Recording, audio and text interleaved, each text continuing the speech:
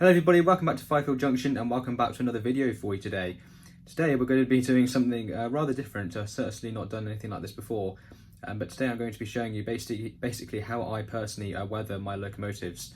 I haven't done an awful lot of them, well certainly not recently anyway, but I'm basically going to be showing you my most up-to-date method that I use for weathering my locos whenever I get around to doing one. I'm basically going to show you basically how I do that. And I suppose the main thing with this video as well is I'm going to be showing you how I do it without an airbrush, because I personally don't have one. I would like to get one. I'll certainly get one in the future, because it will be very useful. But at the moment I don't really have space for one. Certainly don't have the space for setting one up or a proper spray booth or anything like that. So I basically work with what I've got. And overall I think the methods that I use, it does overall bring out a rather nice finish on the locos. I think they do look quite presentable. Certainly not the best in the world. I'm not going to say that my weathering's absolutely perfect and it's top notch or anything, but overall I think with what I use, it certainly does overall give a very nice finish on the locos, and they certainly look fairly presentable afterwards. So hopefully with this video you'll be able to get some useful sort of hints and tips, and certainly if you're looking at weathering a loco and you think it's going to be this huge farce because you need loads of equipment or you need an airbrush or all sort of things like that, hopefully that you'll be able to see here, just with a few sort of basic paints and bits that you can then hopefully give your locos a nice weathered finish, make them look nice and used and basically play worn, I suppose, and such. But first things first, before we can get out any of the paints and start spraying or doing whatever, first things first is we need to actually take the loco apart.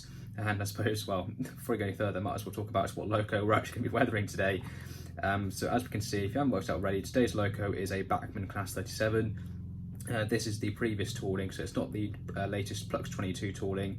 This is the 21 pin tooling version of the Class 37, which I suppose is probably the most, that's probably going to be the most abundant 37 at the moment that people have. Could be wrong, most people could have a lot of the Plux 22 versions by now, but I would say this is a very uncommon loco that a lot of people probably have.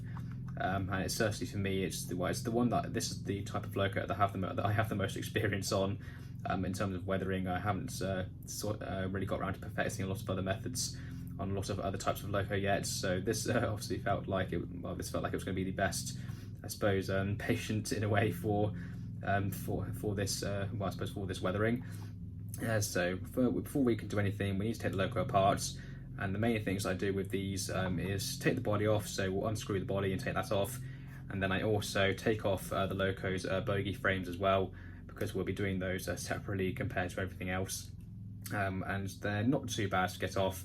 You just need to use the right tool and you just gently unclip them, I find, on the inside. So just prise it off under the clips on the middle, basically here and here, and gently pry them off, and you should be able to get them off fairly easily without hopefully causing any damage.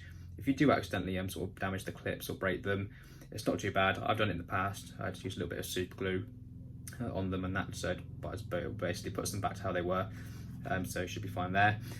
So what I'll do is I'll quickly get everything apart, get her basically prepped for the weathering, then we'll come back and we'll start spraying. Okay, so here we are. So the locos are disassembled and she's basically all ready to go. So we've got the bogie frames here at the bottom, and these are what we'll do first. So we'll spray these first with the sleeper grime. I use these spray cans typically for this. Just go over them with a spray can. It won't do too many coats, because I think overall for this loco, in real life, 37116, which is what we got here. When I've seen this in real life, the real thing is typically quite clean. So we won't go too mad with the weathering, certainly on the body side itself, and we'll keep her fairly clean. We won't go too mad with any of the sort of dirt down the sides and stuff. We'll just do a bit of wash probably in the grills and stuff, and need the little nooks and crannies. And that'll probably be it for that. Don't want to go too hard in on that, because don't want to ruin it and absolutely plaster it in rubbish and stuff. The underframe itself and the bogie frames, again, will go fairly light to medium weathering on that. Obviously the underframe does tend to be a bit more dirty than the body side, so we'll probably do light to medium sort of coats, sort of weathering on those. Just make them look nice and brown and a bit dirty, but again, we're not going to go too mad. Don't absolutely plaster them in mud and stuff. And then the wheels and the underframe, again, we'll do the same. We'll paint those separately with a paintbrush, make those look nice and dirty. And the fuel tanks in the middle, you can spray them if you want. I have done in the past, but more recently I've sort of gone more towards just painting it with a paintbrush myself. Probably do have to do a few coats on that, I tend to find, just to get it to stick and to build up the layers. We'll do all that to get that looking nice and filthy. And then after that, it should just be a case of putting the model back together. We'll give the wheels clean as well. And that should hopefully be it. So I think what we need to do is we'll get the paints out and we'll start weathering. Okay, so here we are. A lot of you probably recognise this area of the layout from previous videos, but obviously I haven't worked out already. This is where I tend to do a lot of the weathering, as you can see, looking at the state of the baseboard. Plenty of brown and stuff in there from previous weathering attempts and stuff. So we've got the bogey frames here, and all we'll do is we'll just go over them with the sleeper grime, and this is the one that I use. You can see here, this is the Railmatch one, and this is the sleeper grime. You can see on the top there the colour. You can buy these online. I think you can get them for probably some in the region of a tenner, maybe to £15 max. Not only too expensive, and certainly, as you can see, it's a 150ml can, so you should get plenty of weathering attempts out of this. You should be able to weather a lot of locos with this before you need to buy a new one. Obviously, you just need to be careful, make sure it doesn't get blocked or anything, which, trust me, it does happen. I've had a lot of that happen in the past with these, and they can get blocked up, but if you're patient, maybe take a little needle or something and just gently just fit it around. It shouldn't block itself. I think this one is probably still a bit partially blocked. However, because of that, it does mean that the paint doesn't come absolutely flying out all the time. It does get a bit more of a gentle spray now, this can, which is probably a bit more suitable for this. But anyway, give it a shake up. There you go, make sure the paint's nice and mixed up. And then we'll just go over the bogey frames, and we'll just give them a nice sort of medium sort of finish on them.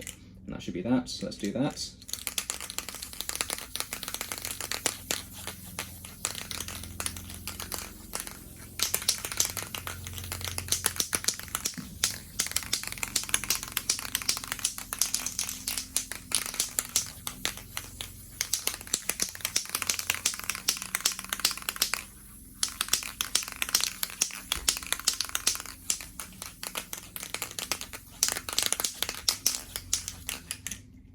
There we go, that should be okay for now. We might have to do another one in a minute. I think it's starting to get a bit blocked up again. But as we can see, just from that, obviously it's starting to look a lot better. We'll let it dry first. And if we need to, we'll go over it again. I think we might have to, because there's still quite a lot of black on there that I can see. I think the can might be a little bit blocked. But overall, for a first attempt, for a first coat, it's not overly too bad. Okay, so there we are. Both bogey frames are now done. I did another coat on them in the end. I managed to, well, I didn't unblock the spray can. All I did, I just grabbed basically another spray bit from another can that I have, and just put that on, as we can see. And this one now, and it's basically what I'm spraying, basically as you'd expect, which is good, so at least I can still use it. And so with that, so I finished off the bogey frames, I gave them another coat, and then just went over them pretty much once, or maybe once or twice. Quick pass over with the spray can, because obviously if you hold it for too long, you are going to get quite thick layers of paint building up, and obviously it'll take ages to dry. As you can see, this was drying nicely. In fact, there's probably not too much moisture on it, just a few wet patches here and there. But that's basically what we need to do. Don't really need to do any more on these. You could do some more effects on them if you wanted to. We could try and add maybe a bit more detail, maybe to the springs or something. But for me personally, that's all I do. I don't need to do any more on that. Let's just do a couple of coats of sleeper grime, and that's basically it. That's, again, don't need to do any more than that. But obviously, it's entirely up to you. You might want to. Yeah, it's just basically your personal preference of what you're going for on your locomotive. But that should be it for those. We'll leave those to dry, and once they're fully dry, we can then basically reintroduce them to the chassis. But speaking of the chassis itself, and that's what we can move on to next. As you can see, I've already painted the wheels on one side, so we'll let those dry. Probably do another coat just to go over any other bits, because they are looking a bit rough, but you're not going to get them absolutely perfect. So I just need to do the other side. I haven't done the wheels on this side yet, as you can see. So I'll go over those. So I've got a bit of a sleeper grime there that I've just sprayed onto the worktop, and then just using a brush, just a nice small paintbrush, just go over them gently. Just make sure you get the paint on the face of the wheels. If you do get any on the actual sort of wheel surfaces there on the bottom that actually pick up the power for the locomotive, don't worry too much, because at the end, once it's all dry, we can just go over them with some, basically, you can either go with a nail varnish remover, just there, which is what I tend to use to clean paint off, because I find it works very well. And you can also go over it with some maybe track cleaning fluid or isopropyl alcohol, whatever you use to clean your track or wheels. Just go over that to make sure everything's nice and clean. Usually what I do is I actually take the actual wheels out of the basically out of the chassis themselves. They just unclip, because obviously they're held in with the bearings there. I just take them out, give them a really good clean, both on the backs and on the actual, I suppose, surface of the wheels there, on the actual flange surface.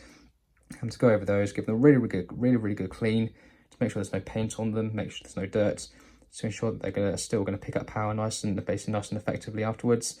Then pop them back in, probably clean the pickups as well, whilst the wheels are out, might as well, just to make sure that everything's nice and clean. Then put those back in, and that's basically that. That's all I need to do. So with that, what I'll do is I'll quickly finish off these wheels. I'll just continue painting them. I'll then do the fuel tanks as well, make sure they're all nice and painted, and then we'll carry on. Okay, so there we go. So the underframe is now all fully done. As you can see, the fuel tanks have had quite a nice layer, or well, I suppose a few layers of sleeper grime.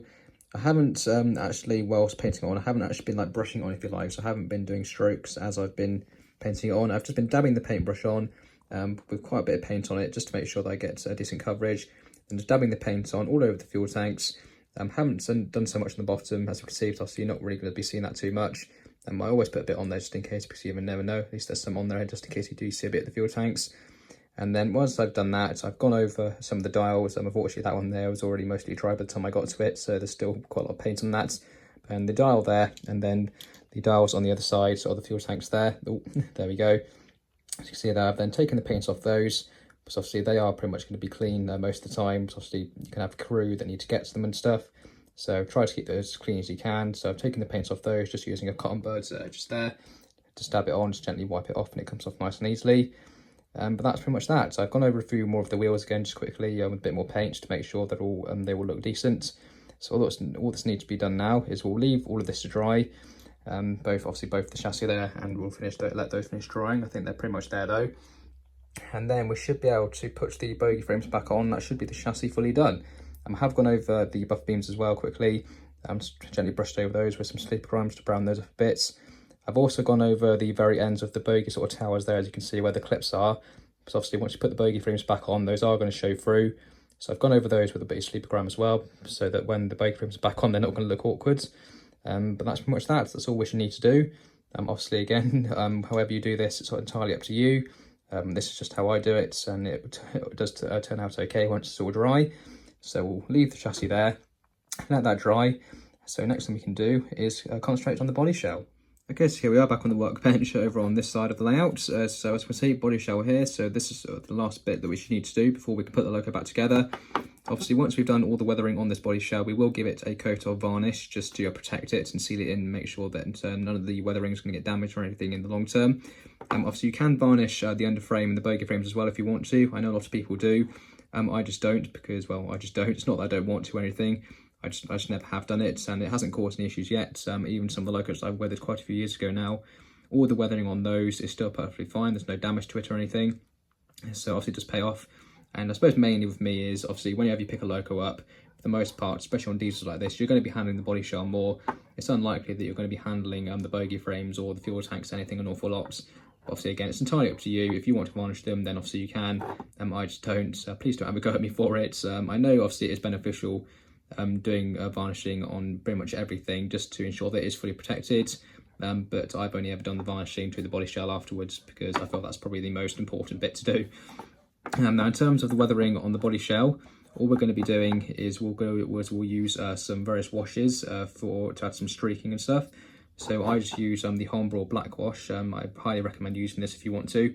It is very, very good stuff. All we need to do is we'll give it a quick shake up to start with, just to make sure it's all nicely mixed up. Let's give it a good shake for a few seconds. There we go, and that should be okay. Just put it out of the way up there for the moment. And all we'll do with that is just using a small paintbrush. I know this paintbrush isn't great, but I've used it a lot and it does seem to do very well in this. We'll just use the paintbrush and we'll put some weathering, some black wash in each of the grills, all on the sides, and with all of those, just to make those a bit more, I suppose, emphasize them a bit more so they stand out a bit more. We'll try and do a little bit of weathering inside some of the nooks and crannies here, so maybe around this door, maybe try and do a few of the rivets on this panelling here, and maybe do a bit on the doors as well, on the kick plates. Just try and just highlight some of the little areas and some of the details on the body side, and that should be pretty much that. So we'll try and do a little bit of streaking down the side as well. I won't do too much. I have done quite a lot on some of my other Colas 37s that I've weathered, and they are definitely weathered a bit more heavy than this one's going to be. But we'll try and tone it down a bit on this one compared to the others. But again, the I've seen this loco roll off and it is quite clean. So obviously it may differ for you. You may have seen this loco and it's been absolutely filthy. But for me personally, it's been quite clean. So that's what we're trying to go for. We're not going to not going to go too heavy with the weathering on the body style on this. And that's what we'll do is we'll just lay it on the sides, and then what we can do is we'll open the wash up and we'll just gently go over those details, put the wash in. If we need to get rid of any, just use a cotton bud. We can just gently soak it up, soak up any of the basically any that's too much, if you like. So any excess, we can just soak up that, and that pretty much should be it. So for that, it shouldn't be too bad. Obviously, we can use the cotton bud as well for the streaking. Just gently wipe it down the side. So all we need to do is wipe it down. If it's too heavy, and obviously just using a clean end of a cotton bud, you can just soak it up a bit, and basically I suppose just keep going until you basically get the effects that you want. So with that, let's get the wash open and let's start doing some weathering on the body.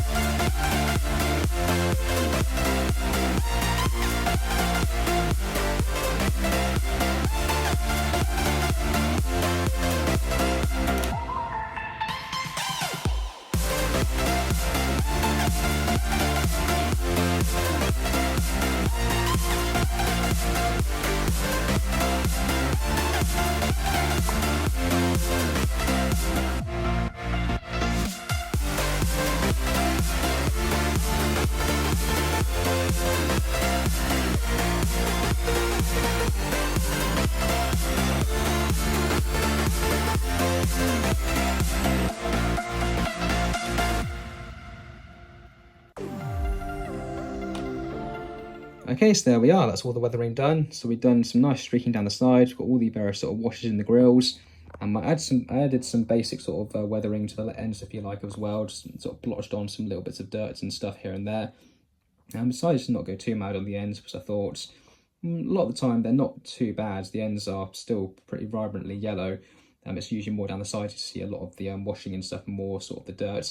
So I didn't go too mad on those, sort of blotched on some tiny little bits of dirt here and there. Almost looks like maybe even like insects have started to stick to it as well, or where it's been hit, where they've been getting hit by the loco, if you like. I'm sure you can sort of roughly know what I mean by that, to sort of get that effect. But overall, I don't think it looks too bad. I think she's come out quite well. But the next thing we need to do is we'll apply a coat of varnish to her, and that will just help protect the weathering. It will protect the paint, just keep the loco going. It will prolong its life, if you like. So hopefully, certainly in the lifetime that I'll have this loco, I won't have to go back and do the weathering again because I've damaged it or whatever. Unless she is involved in something major, like a major fall or something, then the weathering and the paint should be nicely protected from the elements with a nice coat of varnish. And before we do that, we need to mask up the windows and everything, because we don't want to varnish the loco without doing that, because otherwise all the windows will be misted up. And trust me, trying to clean varnish off windows on locos, it's almost nigh impossible to do. It's a horrible, horrible job. And you're never ever going to get the windows back to the effects that they are now, the nice clean effects they are at the moment, just by trying to clean the varnish off them. It's never going to happen. So you always want to make sure that the windows are nicely covered up. Some people just completely remove them, which you can do. But for me, well, I suppose unless you're doing a repaint, you don't really need to do that. Obviously, if you want to remove them, then you can. But I prefer masking them up, and it's more what I recommend. So for the masking, we're just going to use some of this. This is the Humbrol maskol. I'm sure a lot of you have probably heard of this in the past, but if you haven't, it's really good stuff. I highly recommend using it. And it's all you need to do. It's literally almost like a paint, if you like.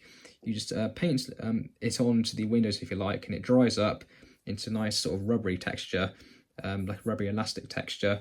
And then once it's dry, you can then spray on your varnish, let that dry, and then once it's all dry, just using some tweezers, you can then gently peel off the maskol. It comes off nice and easily. Just peel it off the windows.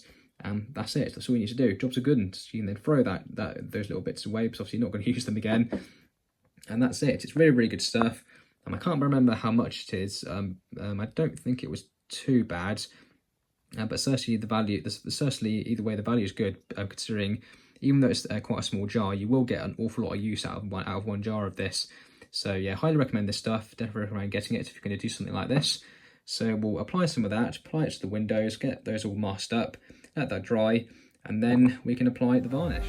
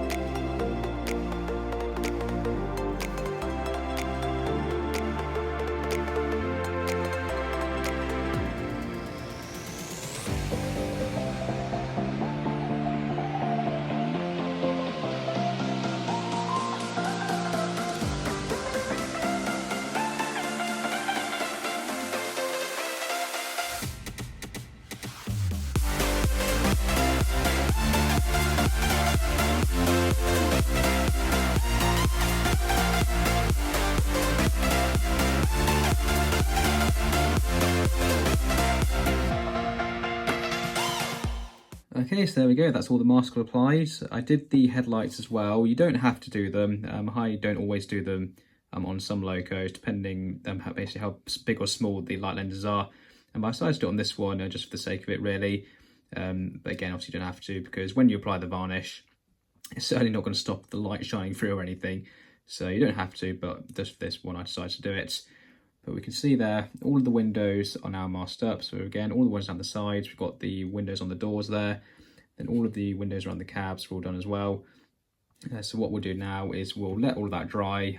Some of them have already started to pretty much dry. You can see like that window there, that's pretty much nearly dry. And then once that's all done, we can then apply the varnish, let all of that dry. And once everything is fully dried, we can then peel off the maskol off the windows, and that will be that. So it won't leave any sort of residue behind. It comes off really easily. Even like, you might have seen when I was applying it there, I'm not too sure. but at times maybe if you just apply a bit too much or get a little bit on the body or something, at the end of the day, it's not going to cause any damage. It's absolutely fine. If you either just let it dry or while it's still wet, just grab a cotton bud, which is what I did. Just grab like a cotton bud or something, and you can just wipe it off. It comes off nice and easily. It doesn't take the paint off or anything, and it's all good. So yeah, you don't have to worry about spilling it or anything. It won't cause any damage. So with that, we'll let that dry. We'll set it down, let it dry, and then we'll come back, put the varnish on, and then we can start putting the loco back together. Okay, so all of the maskol is now dry, so we can now get round to applying the varnish. Now the varnish that you use, it's entirely up to you. There's loads of different brands out there, and various types as well. You can go for a gloss finish, you can go for a matte finish or a satin finish.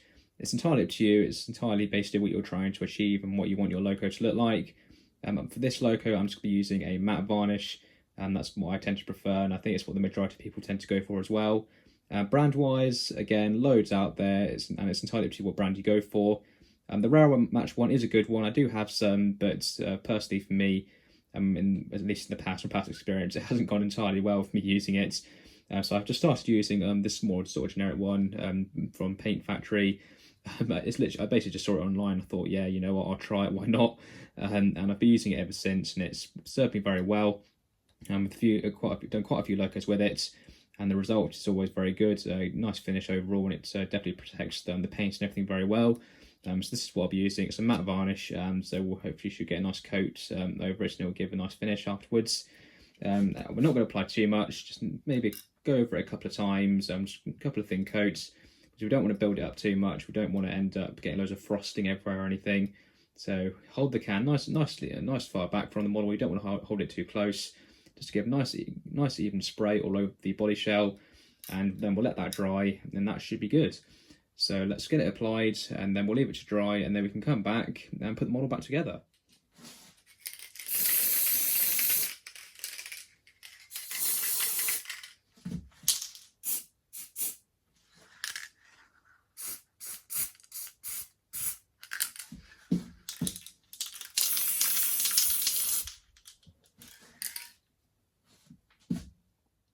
Okay, so there we go. That's all the varnish applied. You can do more coats if you want to, but I've just done the one coat on basically all sides. Just a quick dust over, and just to help protect the paint and everything in the future from all the handling that the model will likely receive.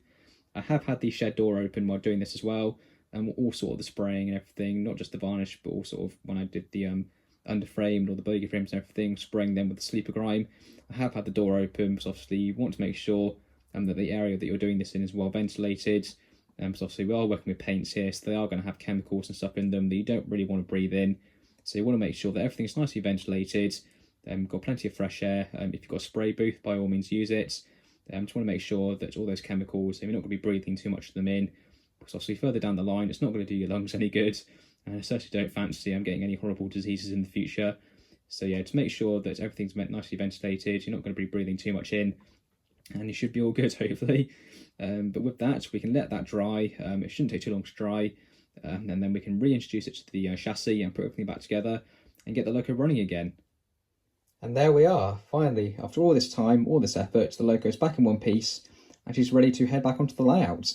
And before we do that, we'll have a quick go over, just to have a quick look at her, just have a look at all the little details, just a quick go back over, see what we've done, and then we can get her back onto the layout and get her running. So one thing that I've done that you haven't seen so far is the last little addition I did was the buffers. Just added a little bit of grease marks to them, just using some of the Railmatch roof dirt. It hasn't come out incredibly well though. I think I have probably done a bit too much on there.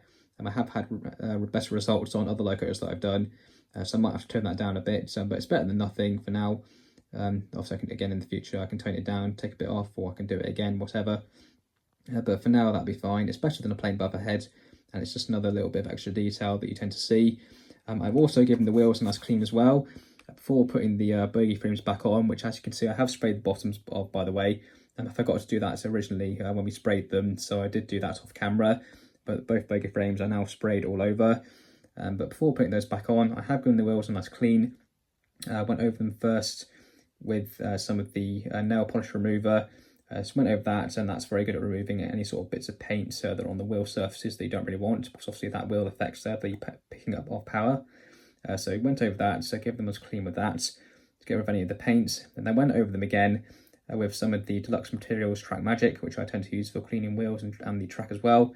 Went over that, which to clean them up nicely as well. And that's giving them nice finish now, so they're nice and clean. So we should get some nice reliable running from her now. Shouldn't get any issues with stuttering or anything from any sort of paint or rubbish that might be on there. So that should be all good. And you can obviously see all of the Humbrol maskol has also been taken off the windows. Obviously did that before putting the body shell back on. It's nice and easy to do. To use some little tweezers, and it should come off nice and easily. It might be a bit hard, maybe with some windows here and there. Sometimes I think the doors, getting off there can be a bit difficult sometimes. If you're patient, don't want to rush it. Certainly if you don't want to scratch the windows or anything with your tweezers, just be patient and gently poke at it, wiggle it about a bit. And eventually it will peel off nice and easily, and it won't leave any sort of things behind, won't leave any sort of marks on the windows or take any of the paint with it. It'll come off nice and easily, and obviously you can just throw that away, because obviously you're not going to use those little bits again. And that's basically it really. Haven't really done much else. It's mainly been sort of last sort of tidy up and reassembly really. But overall, I think we've got a very nice result. I think the loco looks very, very nice. You've got some nice, again, you've got the nice effects there on the body. Body's nice and clean, so you can see it, still see the livery there, all nicely presentable. Then you've got the usual sort of dirt and rubbish build up on the end of frame. And overall, I think it gives a very nice comparison. Probably one of the overall best weathering jobs I think I've done so far. And apart from those buffers, certainly, probably one of my favourites so far that I've done. So overall, I think we can say that this has been a very successful weathering project. So we'll get back on the layout, get it running, and then I'll see you in the next video.